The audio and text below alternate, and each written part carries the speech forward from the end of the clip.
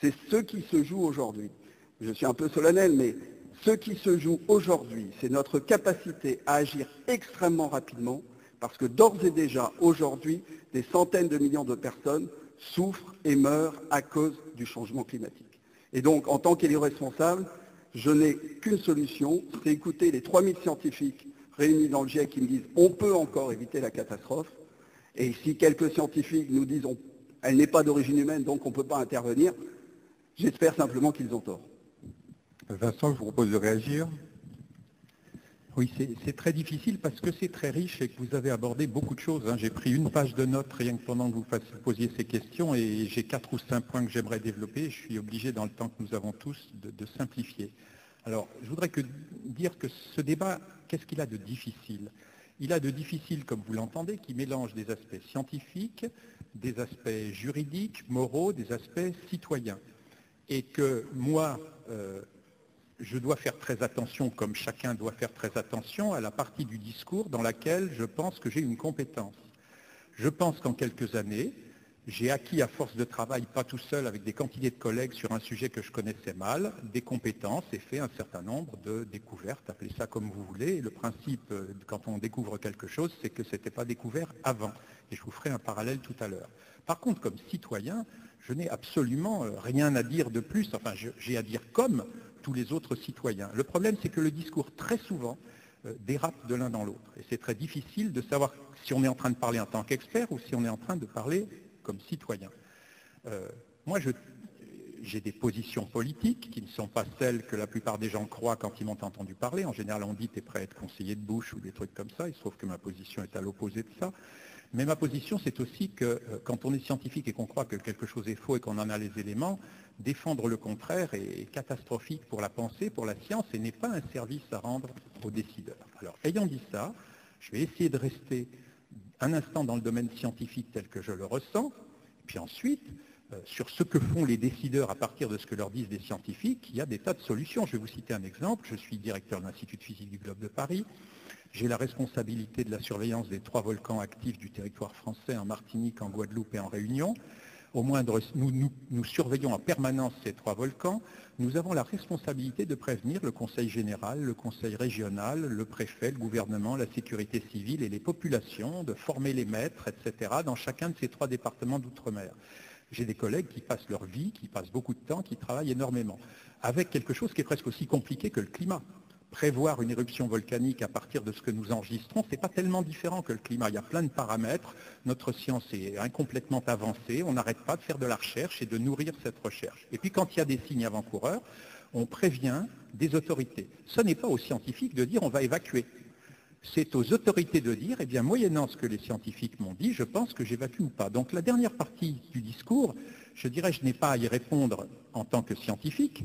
Je peux dire, je pense que les éléments scientifiques sur lesquels vous vous appuyez sont faux, je vous le dis, il y a un degré de probabilité, vous vous formez votre idée, et c'est vous, représentants élus des citoyens, qui prendrez la décision. Moi, je n'ai pas de raison de la prendre.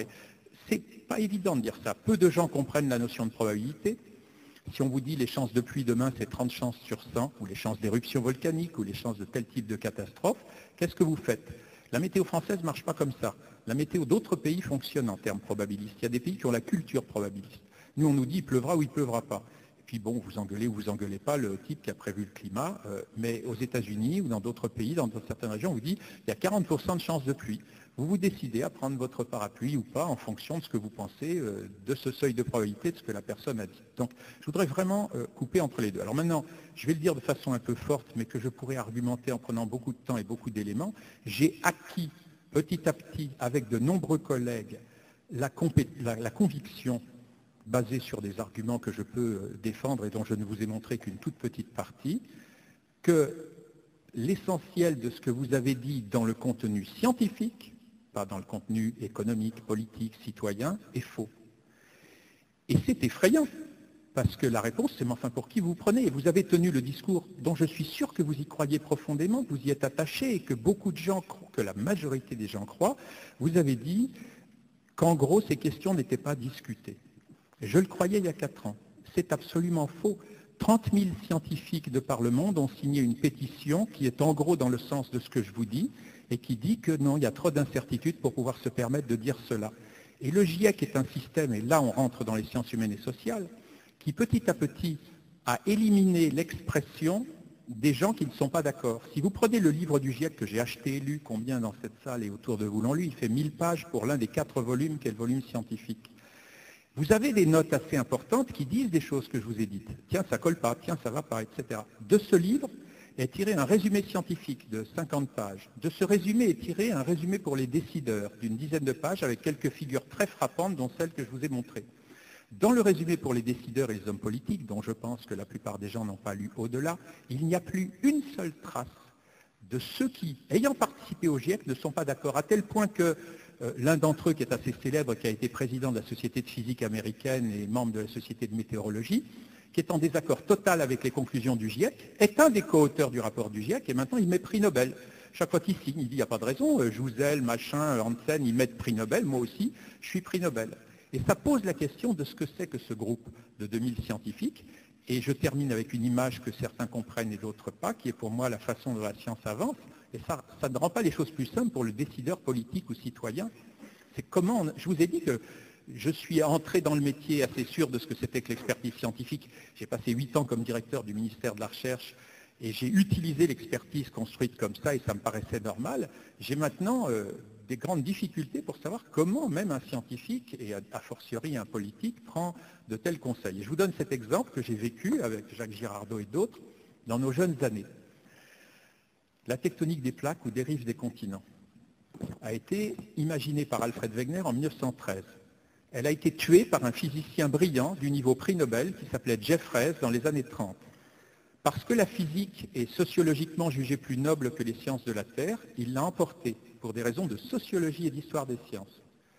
Et pendant 20 ans, on a rejeté la dérive des continents comme démontrée fausse. Les gens qui ont été à l'école dans les années 50 savent que c'est faux.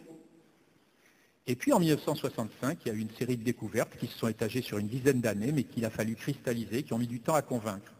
Si vous faites un GIEC des 2000 meilleurs géologues du monde en 1960, ils vous diront la même phrase qu'on vient de nous lire, nous sommes absolument certains, à 90% s'ils sont prudents. Mais en général, ils auraient dit à l'époque, nous sommes sûrs que la dérive des continents n'existe pas. Vous prenez les mêmes 2000 scientifiques, 10 ans plus tard seulement, en 1970, et vous en avez 90% qui vous disent, mais bien sûr qu'elle existe. Ils ne sont pas plus bêtes, ils ne sont pas moins bêtes. C'est pour ça que quand on dit, mais vous vous prenez pour qui pour dire que ces 2000 scientifiques ont tort? D'abord, des dizaines de milliers de scientifiques ne disent pas la même chose et ne peuvent pas s'exprimer. Ce n'est pas un problème scientifique, c'est un problème de sciences humaines et sociales. Je peux vous donner des noms. Richard Lindzen, grand professeur de météorologie du MIT aux États-Unis. Jan Weitzer, grand professeur de géochimie du Lamont de l'Université de New York. Fred Singer, ancien président de l'Association de physique des États-Unis. Sven Smark, directeur de la météo danoise. Je peux continuer comme ça. J'ai cru aussi il y a 3 ans la phrase que vous avez dite. J'ai cru que personne ne croyait que. Al Gore le dit. Il dit à un moment, personne ne croit le contraire. C'est absolument faux.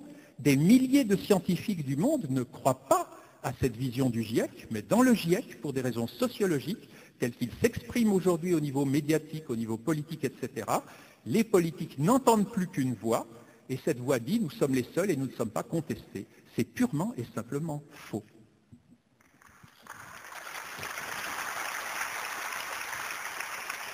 Ronan, vous voulez réagir? Est-ce que justement un élu peut accepter la controverse scientifique, peut justement avoir des difficultés à faire des choix politiques importants? Mais évidemment, mais puisqu'on est dans des logiques probabilistes, un élu responsable, il intègre les probabilités. J'en ai quand même fait, je suis de formation tout à fait scientifique, et nous aussi on raisonne, je suis en charge du risque à Nantes Métropole, la probabilité ça fait partie de l'action publique. De même qu'il y a aujourd'hui des scientifiques pour dire la rapidité du réchauffement climatique fait que la montée